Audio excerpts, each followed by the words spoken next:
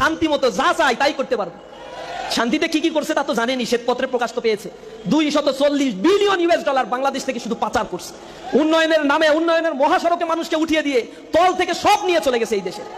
যুবশক্তিকে এরা সম্পদে পরিণত না করে এরা একটা দারিদ্রময় দুর্ভিক্ষময় একটি রাষ্ট্র গঠনের কনস্পাইরেসি করেছে। দেশের যুব সমাজকে কারিগরি শিক্ষায় উন্নীত না করে তাদের মধ্যে রাজধানী খুন খারাপি চিন্তায় দর্শনে এক অভয়ারণ্যে পরিণত করেছে, স্বর্গরাজ্যে পরিণত করেছে। এই রাষ্ট্রকে এক অকার্যকর রাষ্ট্রে পরিণত করার জন্য চেষ্টা করেছে।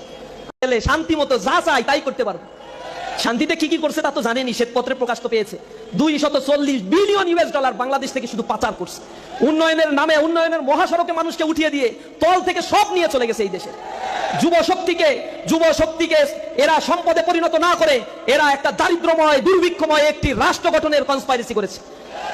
দেশের যুব সমাজকে কারিগরি শিক্ষায় উন্নীত না করে তাদের মধ্যে রাজধানী খুন খারাপি চিন্তায় দর্শনে এক অভয়ারণ্যে পরিণত করেছে, স্বর্গরাজ্যে পরিণত করেছে। এই রাষ্ট্রকে এক অকার্যকর রাষ্ট্রে পরিণত করার জন্য চেষ্টা করেছে।